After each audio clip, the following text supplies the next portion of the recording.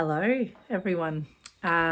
It's been a little while. We had a bit of a break last weekend because our daughter had her 21st birthday party. We had visitors over. So it's been a little bit busy, but we are back in the garden today. We tried to do it yesterday, but it was very windy. So we didn't particularly want to be out here, and it's very hard to film when it's windy. So we've got quite a few things to do probably over today and tomorrow. We've got some planting to do. I've got some flowers that need to go out in the garden. I need to repot some of my tomatoes into larger pots. So I might give you a bit of an update on how everything's growing and what germinated and what didn't. And then, a little bit of tidying up out in the garden, and we need to plant our potatoes. So I think that's mostly. Oh, the other thing we're going to do is to get some more soil into our greenhouse and top that up, so that we can plant some tomatoes, which we'll be able to do earlier. I'm hoping next month in October, which is only really about a week away, we will hopefully get some tomatoes planted here in the greenhouse. So we've got a lot of catching up to do. So I thought that I would just start filming, and we'll just take you with us and show you what we get up to this weekend.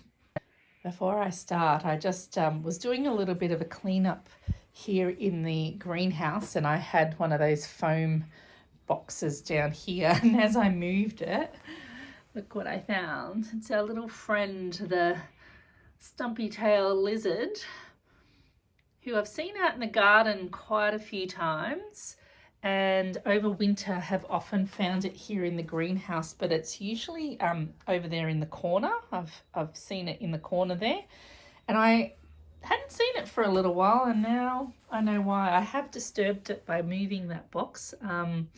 So maybe when we move away, it might sort of move on, but I don't think it was very happy that I disturbed its nice warm spot.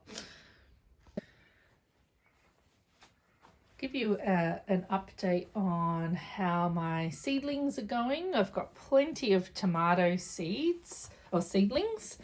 Some of them I have potted up into larger pots, but I still have plenty in the smaller trays that need to be repotted into a larger pot each. There are a few things that didn't germinate. My Tommy Toe tomatoes, I've got one.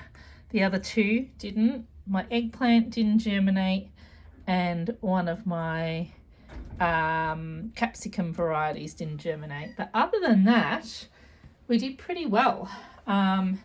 So there's some more of the tomatoes that I've potted up into larger pots, and I've used potting mix so that they get more nutrients, because originally the seeds were sown in seed raising mix, which doesn't really have the nutrients for a growing plant. So I repot them into a larger pot with potting mix until they're a decent size to put in the garden. I've got spring onions.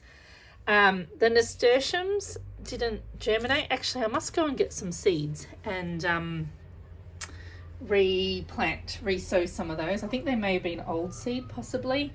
I've got chives, and here more tomatoes. All of these need to be repotted. I've got borage, corn. The corn has all gone pretty well. It's looking pretty good. And what else have I got? Oh, up the top here I have some capsicum there, and in my little strawberry, or was it strawberry or cherry tomato little greenhouse container. And then over here I've got plenty of flowers. These are actually all ready to go out in the garden. So and these are all my zinnias, and I did get a couple of nasturtiums, but not really much germination of those. But all of my zinnias are looking very good and will be ready to put out in the garden too. Now I just remembered that I'd been keeping these milk containers, so the bottoms of milk containers and these Tetra Packs, and also a... Where's that wizard gone? That's just down there. Oh. It was trying to move, but then I came back in. I think it's actually trying to hide a little bit more. And yogurt container, yogurt pot. So I'm going to use those to transplant my tomatoes into, but I need to go and drill some holes in the bottom. So I'm going to go and do that first, then I'll fill them with potting mix. Rightio, I've put my holes in the bottom of my containers. Excuse the noise in the background, that'll be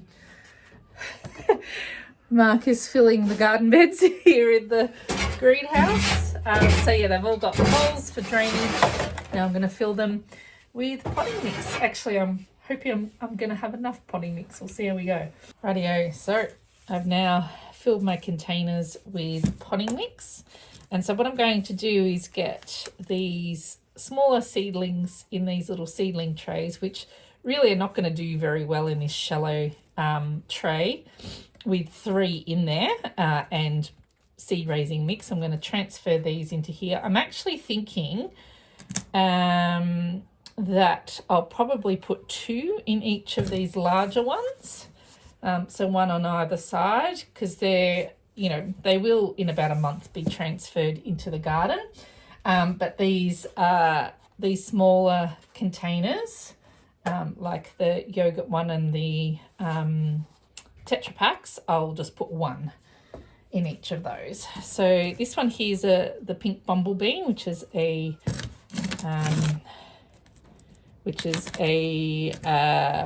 cherry tomato, my favorite cherry tomato. And so basically what I'm going to do is just try to lift it from, so I want to try not to disturb the roots as much as possible. So I'm going to put my fingers in and I'm going to lift from underneath and pull all of the roots out like that. And then I'm going to make a hole in here and pop it in and put some soil around it. I'm not sure if you can actually see that. Put some soil around it like that, and then I'll do another one over this other side. So again, just going underneath and pulling up all of the roots like that, and then we sit it in here and cover it with some potting mix. There we go. So I've got 2 in there.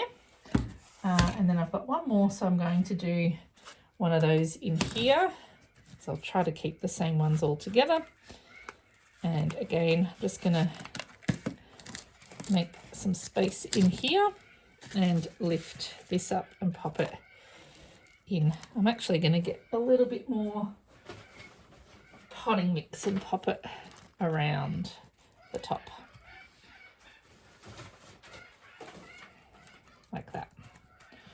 So this will allow these seedlings to grow bigger and get enough nutrients and have enough space for some good roots before I put them out into the garden. Right, so I'm going to continue on with this and until I've done them all, and then give them a good water. Well, I've done as much as I can. I've run out of my containers. I'm now...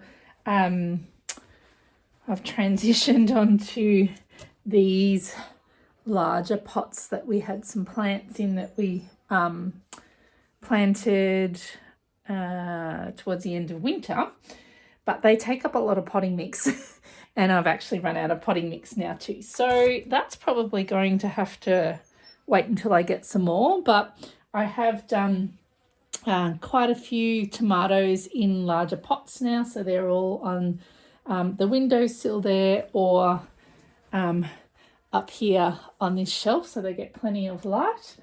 But what I think I'm going to do now is I'm going to plant out some of my flowers. So I'm going to put some out underneath the orange tree that we planted. So I'm going to grab those. I've got some chamomile, cornflower. And I'm not sure if I'll put some are snapdragons. I might put them in there. I can't tell what all of them are. Oh yeah, Swan River daisies, that's right. So I'll put some of those, and I'm going to put them in the section at the front and around the orange tree in the corner. So I'm going to start off filling this section out the front here, and there is still a fair bit of space around this tree in the corners there, because the tree's not that big. It'll be fine to plant things in there. The other thing that I have is the beneficial insect mix. So I will also put some of those through there, and then I think I'm going to sow them in between these flowers that we planted, which are going really well, but obviously they're not that big, although this one's kind of doing pretty well. So lots of flowers coming on that. You can see there's actually a lot of weeds I need to pull out. But this like little lavender has a long way to go. This one's growing really well, but there's lots of space in between. So I'm going to fill in the space with that seed mix. Same with over here. These are growing really well. The lavender are flowering. And I'm going to sow some other seeds in between here just to fill that throughout spring. And funnily enough, this is a sprouting broccoli that has flowered and about to go to seed, and it is full of bees. The bees absolutely love these little yellow flowers, which is why I've left it here. However, I don't know if you can see there, but that is full of aphids. I've never had aphids. I haven't had aphids for a very long time in this garden. So I'm actually going to be cutting this down and giving it to the chickens, but the bees just seem to love all these little yellow flowers. And yet our bee garden, as far as I can see, does not have any flowers. I mean, any bees, I should say, on the flowers. So we planted all of these for the bees, and they are not here. They seem to prefer these flowers of the brassicas. But maybe once these are gone, they will come to the other flowers. I don't know if it's the yellow that they're attracted to, or whether this is just what they're used to, because that's kind of what we've had recently, but I don't know. We have our bee garden over here, and the bees are over here. Maybe our flowers need to grow a little bit before we sort of see some action. I don't know. We'll see what happens. I was just about to do that, and I realised the chickens have gotten into my garden because the gate was open. I let the chickens out today. Let's see if I can kind of chase them out, because I don't really want them in here. Come on, out. Out, chickens. Out, out, out. No, no, out, out. Come on. No, out. Oh, oh no. Oh, look how many are in here. All right. I might just see, so long as they don't get up into the raised beds, there isn't anything in my other beds anyway, so they're just kind of pecking around the beds. I'll keep an eye on them.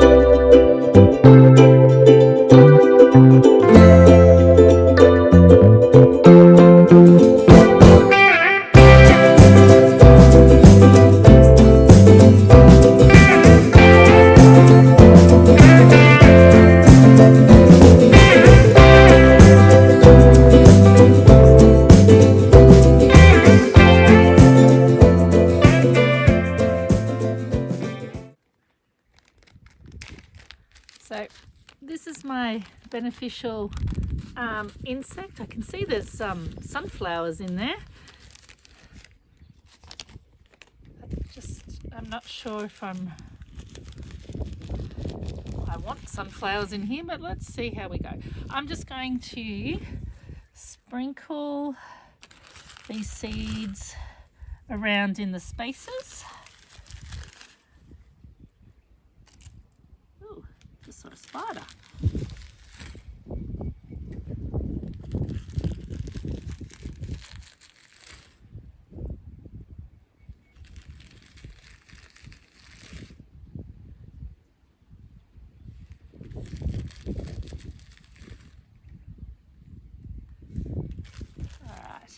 And then I'm going to get my trowel and I'm just going to scratch them around so that they get covered by soil. So just kind of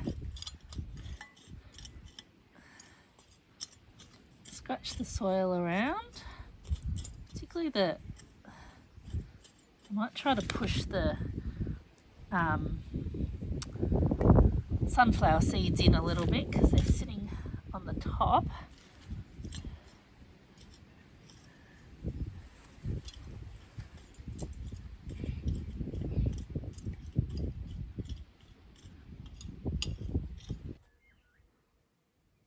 So I'm just pushing the ones that I can see that are still sitting on top of the soil. I'm pushing them down under the soil. So they're not going to germinate sitting on top. I think that's pretty good though. All right, now I'm going to go and do the other side.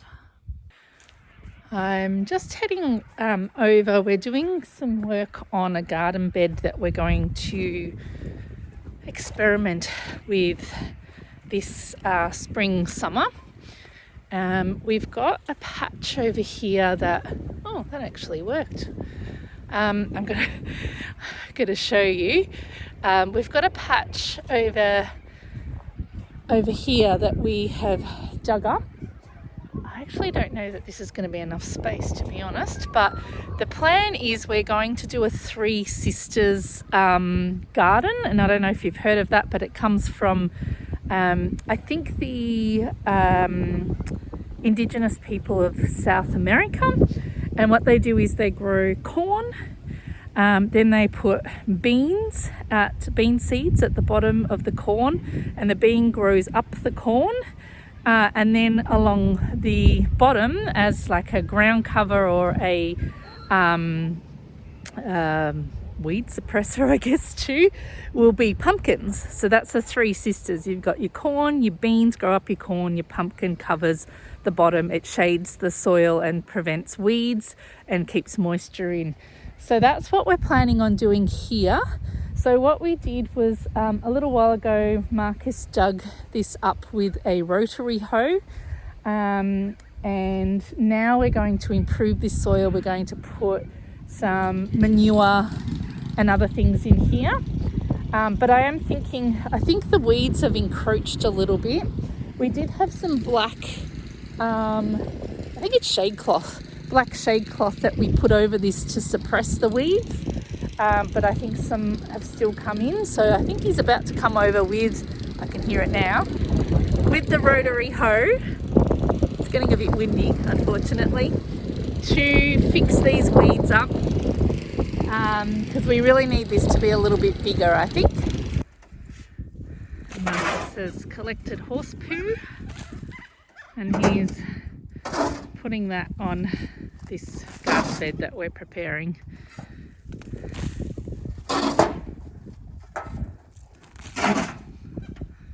You enjoying that? Shoveling shit. Yeah. Love it. Well, we have been doing a fair bit of work. I've done all of the seed sowing. I've also sowed some sugar snap peas out in one of the raised beds. And I also went out to my fruit trees and put some nasturtiums and some dill around the bottom of the fruit trees, just some seeds.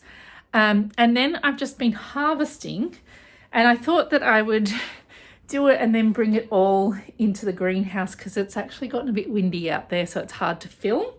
But I thought I will show you what I've harvested so far from the garden. So this is early spring. This is stuff that's sort of been growing over the winter. And I'm just sort of harvesting either the last bits of it or some that are just coming ready now. So I've got the last lot of broccoli sprouts.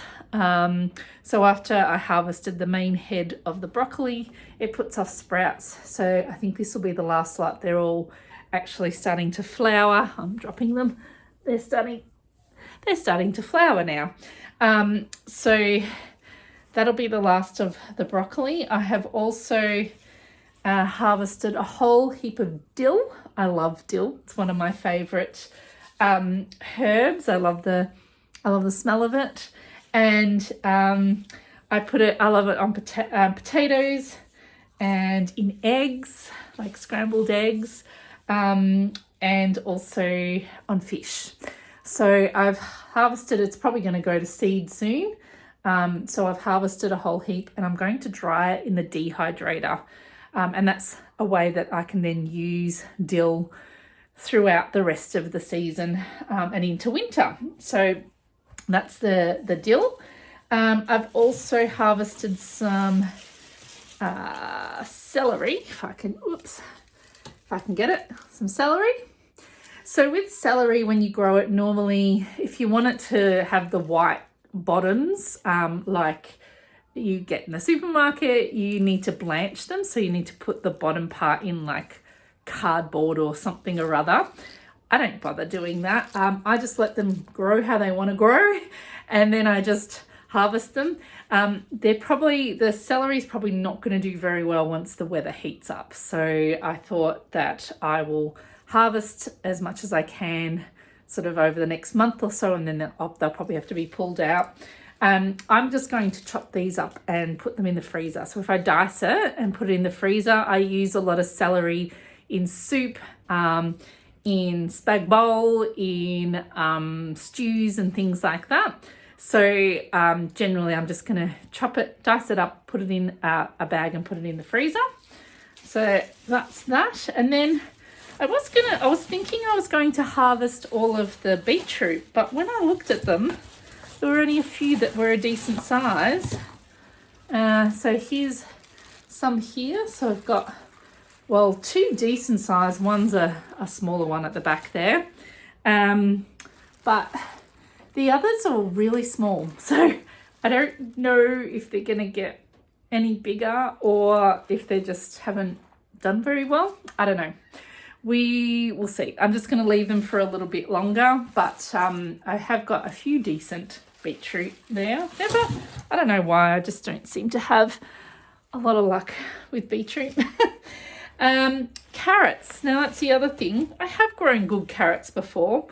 This is the only decent carrot that I've pulled out so far, and I don't even think that's all that decent.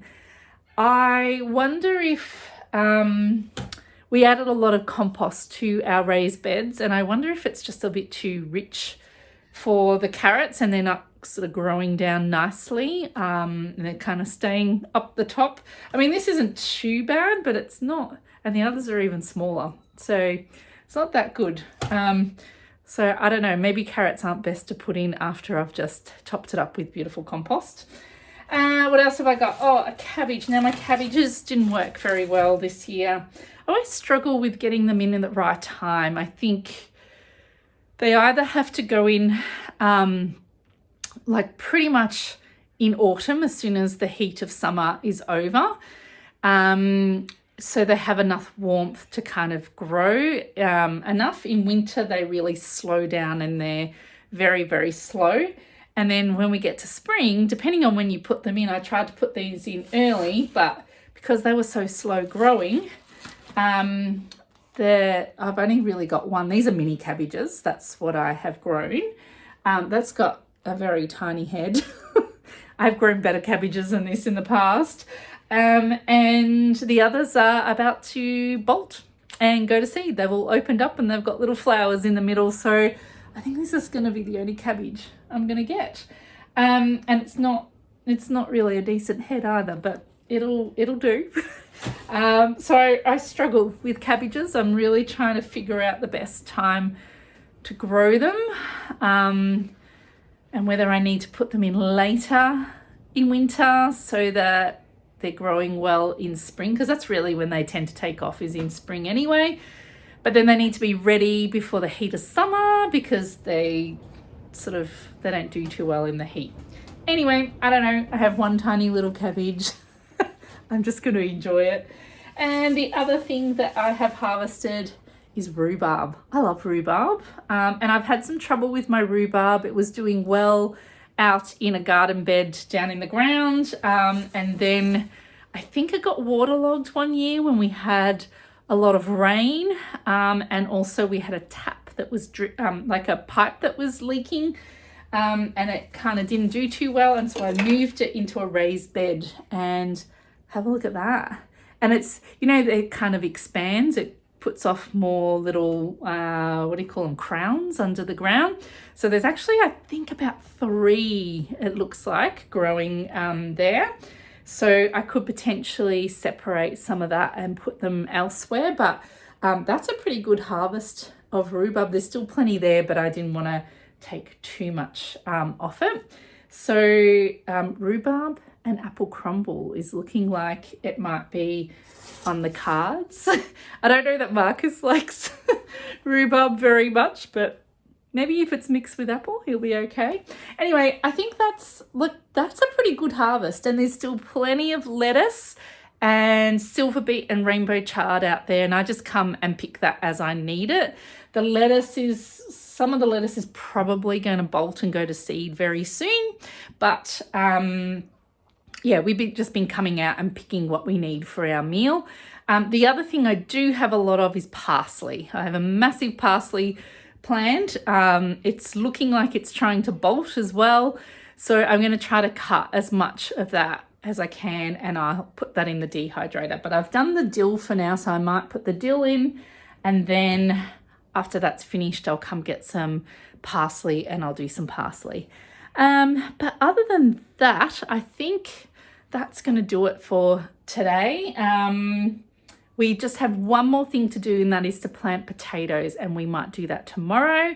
And then that will be the end of this video, because I just wanted to show you all the things we're getting into the garden now that the weather's warmed up. And I'll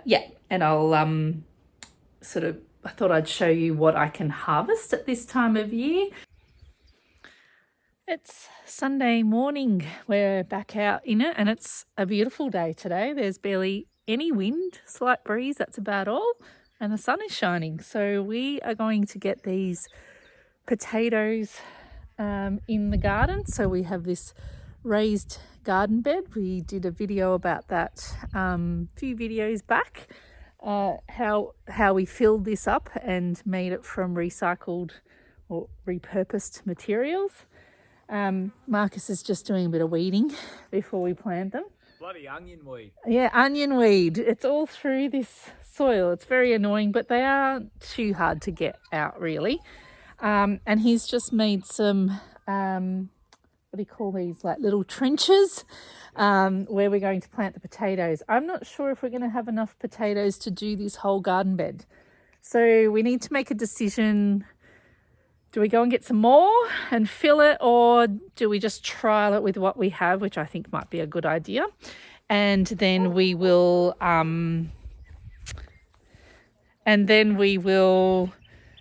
maybe fill the other side with something else. I'm not sure. Haven't thought about that, but let's just get the potatoes out and we'll see how many we have. So the ones that we are putting in are, I don't know how to say this one. Can you believe it? I don't know how to say something. It's a bintji, Bintjie, and they are an all-purpose Dutch heirloom. So they're good for mash, roasting and chips. So pretty much It's a variety that they use for commercial chips in most of Europe. So they'll make good chips. We like chips in the air fryer. So they're like an all-purpose one. Then we have the Dutch creams. And these are good for also mash chips, boiling and baking. So they're pretty versatile. Could be used. I like to get potatoes that are versatile. We can use it for whatever. And it says that they store well as well. So they're a good one to try out. And then the other one is a Carlingford. And these are a creamy fleshed waxy potato. And they're best for boiling and salads. So they'll be good for potato salad and that, I think. Now, the other thing with potatoes, it's good to know when you're getting your potato varieties to know whether they are determinate or indeterminate potatoes. So the Carlingford are determinate. So what that means is when you put in a seed potato, you will get a certain amount of potatoes from that one seed potato, like it's a determined amount. Whereas an indeterminate, so the Dutch creams are indeterminate, if you keep hilling them up as the stem grows, it will continue to grow more and more potatoes along the stem. So similar to tomatoes, you can also get determinate and indeterminate. And what are these Binchy ones? They're indeterminate as well. So we've got two lots that if we keep hilling them up, they will continue to produce potato tubers along the stem. And we've got one that are determinate, so they'll just produce a certain amount and that's it. So let's get these into the ground. I'm determined to get these weeds out. So you're a determinate? All right. I'm going to get these out. We're going to see how many we can get into this garden bed. I'll just show you. They're already starting to sprout, which is a good thing. So you can see they're sprouting already. You can cut them in half, but I have heard that if you just plant one, you'll get a better crop. Rather than trying to cut them in half, because technically there's another eye down there. I could cut that in half and make it in two, but I'm just going to stick with one. And we need to put them in the ground at least 10 centimeters down, so we'll just make sure they're well covered. And we'll sort of put them with this eye bit that is starting to sprout upwards, so that will grow up out of the ground. All right, I'm going to turn it around. Yeah, and the rooster. We have a rooster here hanging out with us, making a bit of noise. Yeah, maybe just put them out, and I'm going to... do you mind? He wants some attention on the video, I think. All right. He really does. He wants me to shut up so he can talk. I'm going to also get my garden book out so I can write in where we've put them all as well. I'm going to draw a picture of our garden bed.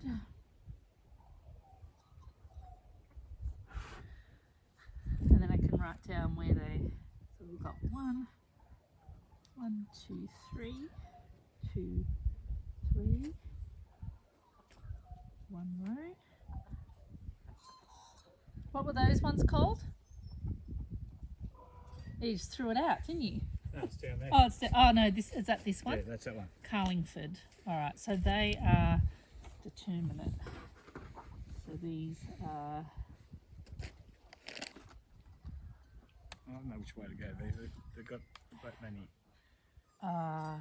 Yeah, it doesn't matter, just sit it in. It'll find its way out. So then we got 1, 2, 5 along there. 1, 2, 3, 4, 5.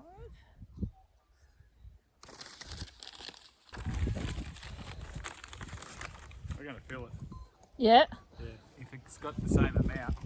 Oh, it should be. There should be the same amount of tubers in each one. Well, because that's going to be 4 there. There's 1, 2, 3, 4 there. Yep. Oh, that's perfect. Yeah, So I actually got just the right amount. 12 rows we've got. Yep. So this one's, So hang on, that was Dutch cream. Those yeah, ones? that was the, I know. Not Dutch Yeah, cream. yeah, it was. So we actually did fill, it was perfect. There was 8, I think, in each, 8 seed potatoes. Yep. In each pack. I made 12 rows. Yeah, and there were 12 rows, so we've actually filled this whole, that's good. Let's hope we get lots of potatoes. And then what I've done is I have drawn my garden bed and all the rows, and I've written down which ones are which so that we can check that out afterwards. And now what we have to do is hill over and make sure they're fully covered with soil, like so that it's kind of like a reverse of what you just did. So there's a little hill. Yeah.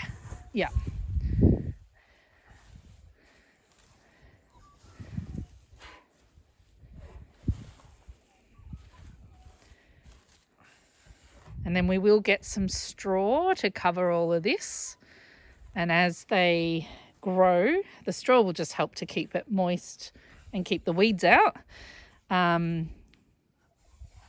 Just sort of, make it so it's quite obvious where they are. I've just decided to do that. Yeah, otherwise it's going to be hard to know where they are. Yeah. And then we'll just continue particularly we've got 2 indeterminate varieties, which are not these ones here, but the ones over there. We will continue to hill up soil as they grow so that we get plenty of potatoes.